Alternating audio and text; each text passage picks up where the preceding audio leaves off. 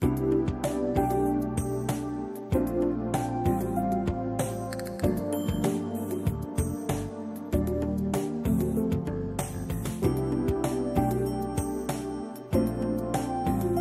film speed helped with that as well. Okay, here we are. It's time for the midterm, and we're here, gathered here tonight to take a look at what's going to be on the exam. And we're going to talk about the exam, where it will be, and all of that sort of thing. So let's just hop into it right now and find out what's going on. And like I say, it is midterm, and the midterm starts February 9 through February 16. So that is this Thursday, and it'll run through next Thursday. And as I'll remind you from what we talked about when we first met, is it's very important that you contact the testing center to find out when they're open. Okay. The exam is a computer exam. There's no written part to it. It's an objective exam, obviously, with 50 questions, okay? There will be 50 questions, most of them, select the correct answer. There may be a couple of things in there, maybe true, false. Can't remember. Okay. The exam will be given in the Social Science Testing Lab, Center 456. That's across the way over there. And again, let me emphasize this. Call them to find out the time that they are open, so you can get there. And remember, if you check their hours and they say they're open until 9 o'clock, it doesn't mean you go in there at 8:55 to take the test. Okay, the good news is you are allowed one 3x5 note card in the testing center. Now again, it's just one 3x5 note card. It can be front and back. As I always tell the students, if you know most of it, if you've got it figured out, but there's some things that confuse you, that's what the note card's for, because some things can get confusing, trying to figure out, like I mentioned before, aspect ratio or those kinds of things.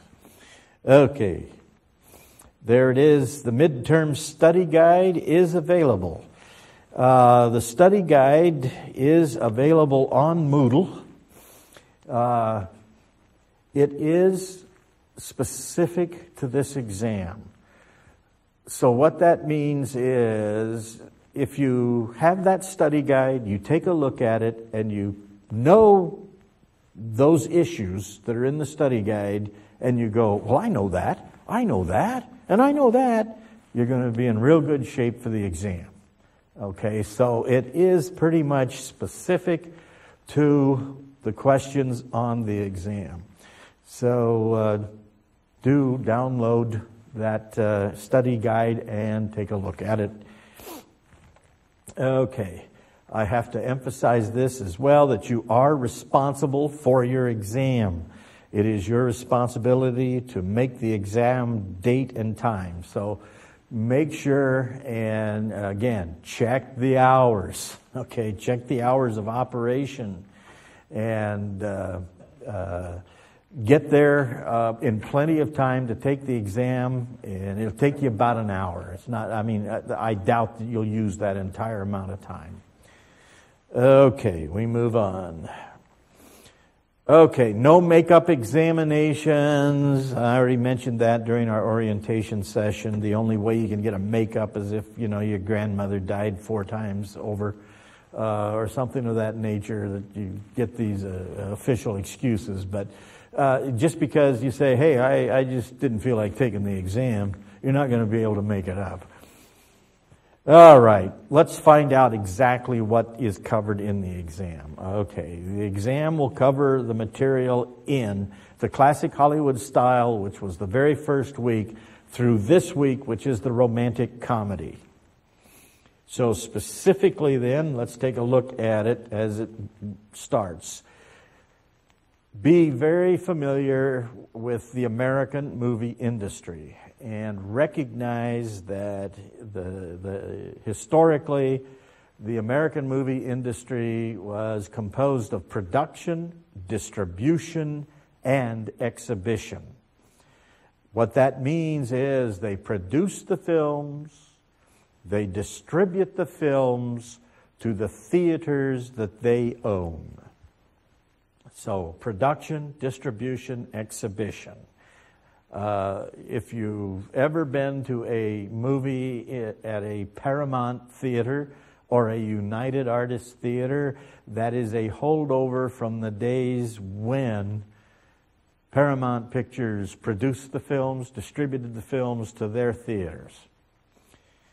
And the second aspect of the American movie industry is the industry's use of genre to minimize financial risk, and we'll talk about that later.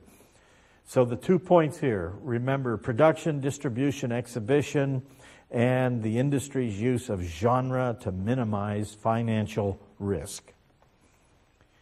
Okay, recognize what's gone on technologically here. The early projection technology associated, of course, with the cameras that filmed these things, and the notion of persistence of vision, that when a series of still frames are in motion and you have that projector that is opening and closing with each frame, it creates this sense of movement. The key innovations and the individuals know them, and primarily recognize what the kinetoscope was, recognize Edison's input into the movie industry, essentially starting it. Remember that he created a phonograph, and he was looking for a method of having pictures accompany the phonograph, and he ended up making movies. And Dixon, his contributions.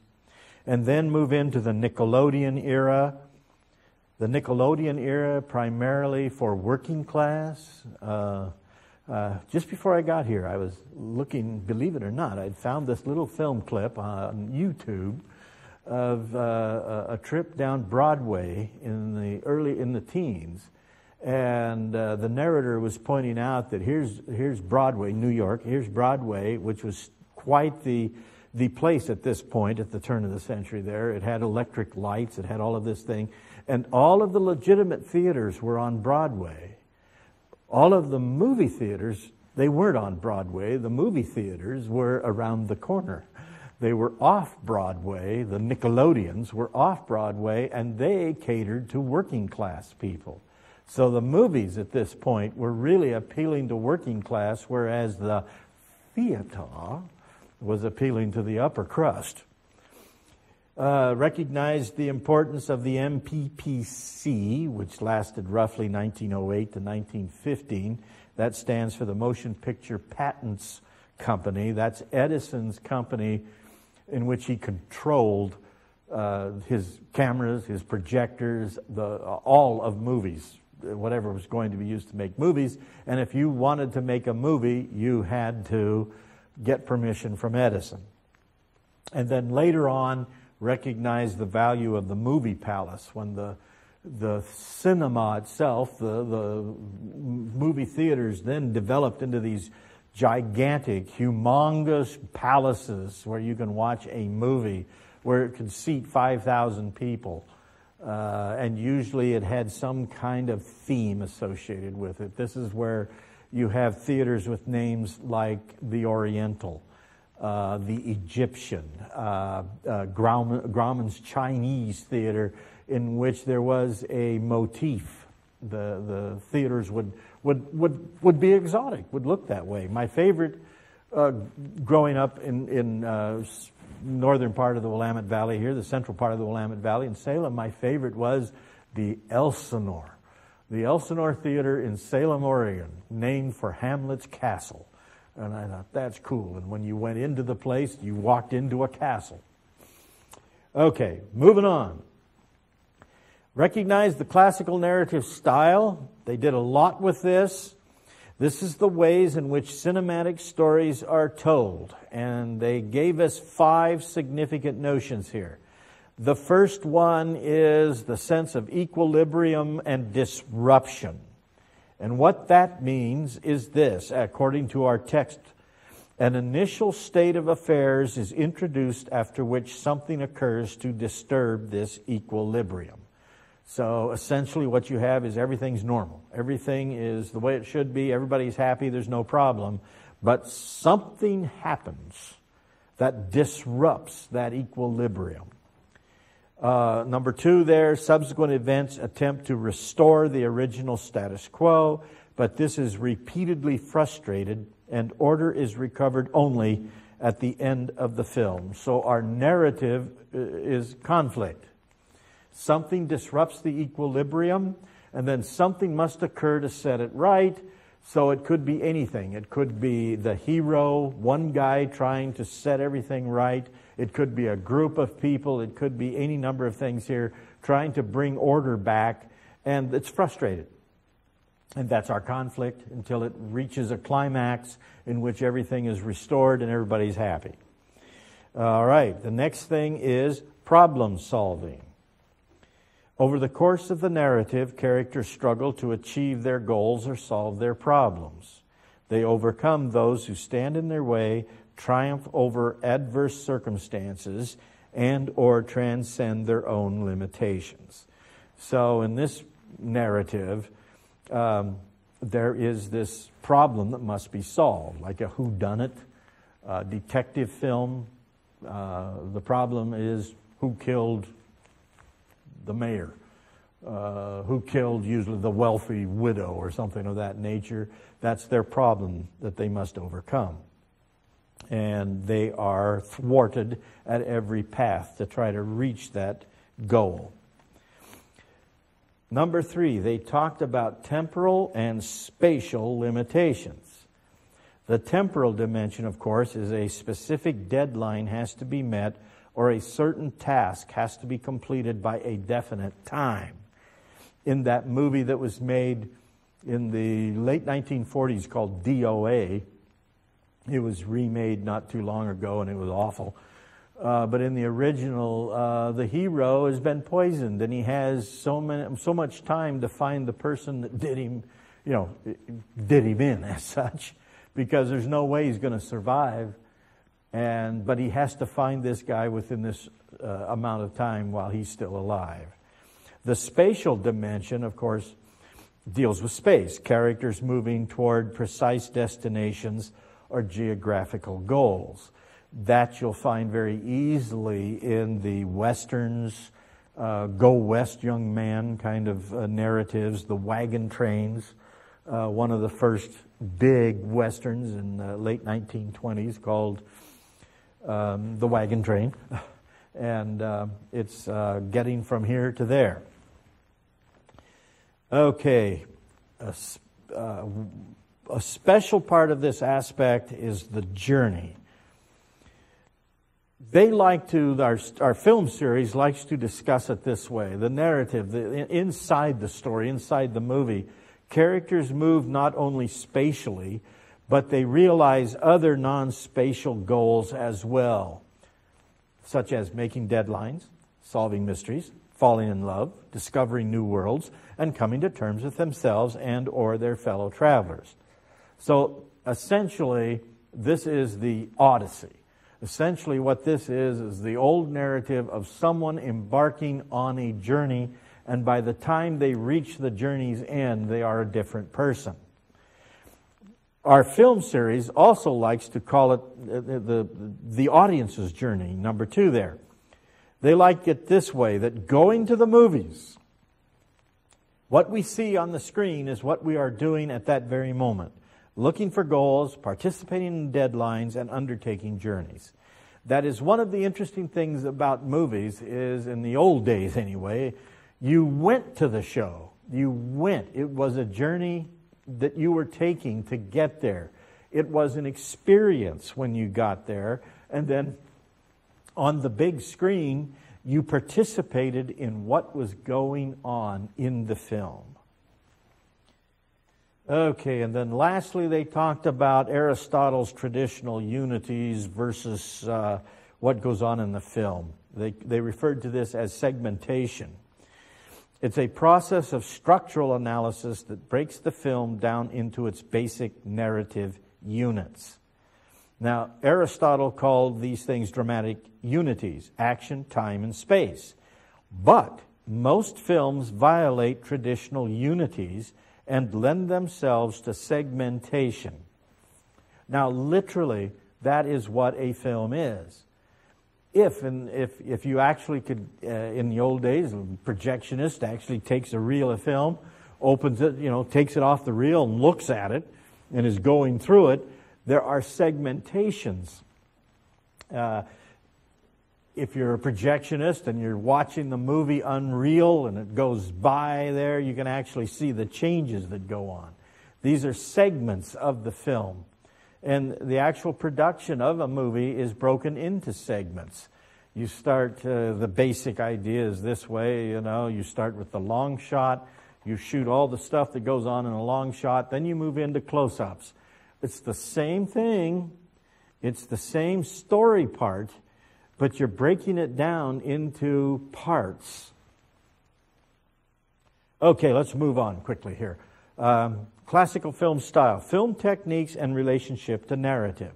Since we're talking about the production of a film, the whatever you see on the screen is called mise en scène. Everything that you see within the frame, within that frame, is considered mise en scène. All right? Now, camera, the movement techniques of camera. The camera can move on its axis. It sits on a tripod, and the camera can pan, and the camera can tilt. All right? But the camera and the tripod can also move. And they can move laterally. Okay, they can go right or left. And they can also move on the z-axis, move in which there is a qualitative difference. I know some of my film students, the production students, always said, that's not true. But there is a qualitative difference between a zoom shot and a dolly shot that moves in. There is a qualitative difference there. The zoom shot pulls the object towards you. The dolly shot, the moving in, you actually go there. Now, some people say, I don't see that. But there is. There is a qualitative difference, and we don't have time to go through it, but trust me, there is. Lighting, the different types of lighting and the effects of lighting. Remember the, three-point lighting. Sound, all the things that are involved with it, the mics and the mixing of sound, the scoring, continuity. The Italians, they don't do it any longer, but for the longest time in Italian movie making, they shot everything silent. They mixed their sound. They brought sound in post-production. And it's interesting to see some of those older films. Take, for instance, Leone's spaghetti westerns like The Good, the Bad, and the Ugly. That is all shot silent with the dialogue. The dialogue is dubbed in, but every sound that you hear has been added artificially. It's added synthetically in the dubbing studio. So that beautiful opening, or even better yet, the next film he made, Once Upon a Time in the West, with that opening shot with those three guys waiting for the train to come in, they never say a word, and all you hear are all of these ambient sounds, including this squeak of a windmill. All of that has been added. That was not recorded live. So it becomes a dramatic unit in making a film. Okay, know the difference between a shot and a scene. A scene is a dramatic unit. Keep that in mind. That's the key word, is dramatic. A scene is a dramatic unit. A shot is a technical term. Turn the camera on, turn the camera off. Scene editing, okay, it's between and within scenes. We cut films according to time and space. And when we move from one point to another, we do something to indicate that. In the old days, they used to show passage of time and space dissolve. If it were a major change, it was a fade. Now today they have jump cuts. They don't do that dissolve like they used to because we've grown accustomed to the conventions of film. But within those scenes, there's editing. As I said earlier, you start with a master scene shot, then you move in for close-ups, you move in for over-the-shoulder shots, these sorts of things to create variety. I think in a lot of cases today it's overemphasized. They do too much editing. That's the result of television. But it is why. The question is always, why are you cutting to that?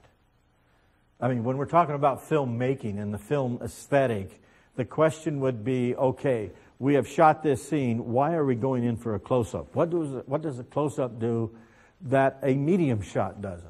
Why do we want that? And as Chaplin always said, you know, close-up was tragedy, long shot was comedy. So you can go from there. Scene organization, you know, is it linear, circular, flashback? It's how they organize that. Cross-cutting, give us the great train robbery for the cross-cutting when you have the hero riding to the rescue and you have the train about to go over the cliff. That's not in Great Train Robbery, but we'll create one for illustration here. You've got the woman tied on the railroad track. You got the train coming down towards to run over her. And you've got the hero on the horse riding to rescue her. And in the very beginning of Hollywood, it didn't make any sense. I know it's hard for you to think now because you've all grown up seeing films. But cross-cutting was cutting within time. All of those things are happening at the same time. And audiences had to kind of, oh, yeah, now I catch on. It's The Fireman, the movie Life of an American Fireman, that first begins to show that to us because they show the long shot of the fire and then they cut to a closer shot of the fire. An audience at that point would say, no, that must be a different fire. But no, they cut on very quickly that, oh, that's just a different point of view. It's the same fire, but we're just seeing it from a different point of view. Okay, which is point of view editing. All right, you also have this point of view. Who are we seeing this from? For the most part, all Hollywood films are sort of like stage plays. It's from a proscenium arch. We're looking through a fourth wall. But sometimes they play games, and sometimes they make disasters. Ray Milland made a film called The Safecracker, I believe, back in the 50s, which was told from the personal point of view, from one character, and it was awful. The 180-degree rule, which is don't cross the line in order to maintain continuity. You draw this line, whatever you're filming, and the camera never must cross that line. It must not do it. Otherwise, you have broken continuity. Because if you shoot from that angle, from this angle, and you're looking at a person, and you want the next, you're going to cut to the second person. If you cross that line, they'd be looking the same direction, and you'd go, who are they? What? I don't get it. Now, of course, if you know those rules, you can break them and create all kinds of experimental films. But for the most part, you don't break those rules and violate them. Okay, the studio system. We already talked about the Motion Picture Patents Company. The key players in the creation of early studio systems is William Fox, Carl Laemmle, Louis Mayer, Samuel Goldwyn, Marcus Lowe. These are the major players there. The strategies of control, that what we talked about earlier, production, distribution, and exhibition, that's vertical control. It's an oligopoly. No blind booking, block booking, runs, zones, clearances, and the Sherman antitrust ruling against the MPC in 1915, which allowed for everybody to start making movies. And the five major studios at the time, Paramount, MGM, which was owned by Lowe's, Fox, which became 20th Century Fox, Warner Brothers, RKO, Radio Pictures, and the three minors, Universal, Columbia, United Artists. And then recognize the low-budget filmmakers like Poverty Row or Poverty Row, which included these Republic Pictures, Monogram, Grand National, PRC, Eagle Lion, Allied Artists, and American International. The Department of Justice Paramount case, 1915, which broke up that oligopoly, and it said, okay, you can't do all three of them. You got to give up one of them. So they all gave up exhibition. They made the movies, distributed the movies, now they turn the theaters over to somebody else. And recognize the effect of the breakup on current film production.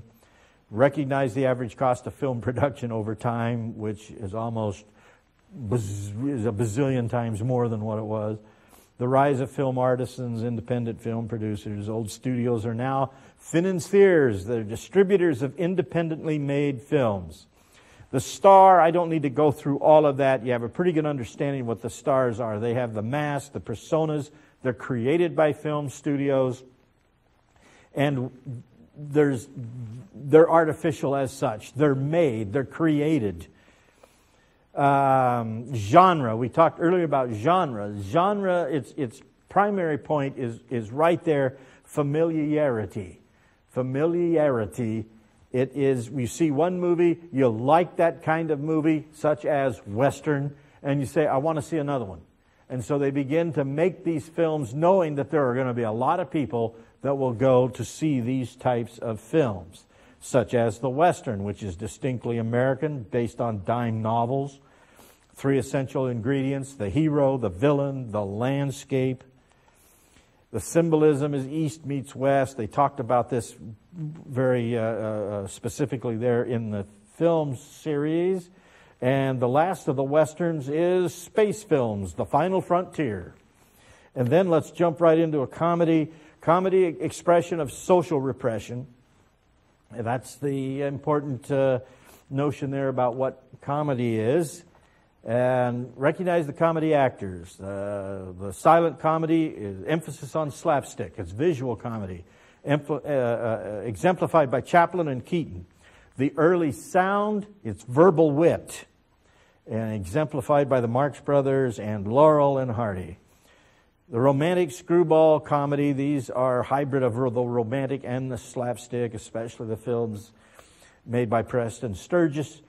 The comedies following Screwball are thesis comedies, black and dark comedies, animal, raunchy comedy, and the family comedy. If you are confused and bewildered and rattled and depressed and desperate and you have no idea what's going on, stop by during office hours or send me an email. Remember that it's on the web right now. It's on Moodle. You can download the study guide on Moodle, and there will be no makeup exams. You are responsible for your exam. It is up to you alone to make the exam date. And you can check the website at that website there. Check the website there and you find out what hours of operation it is. The end. We made it. Are there any questions from those here? No. All right. We got it. Good luck. See you. Thanks. See you again during finals week.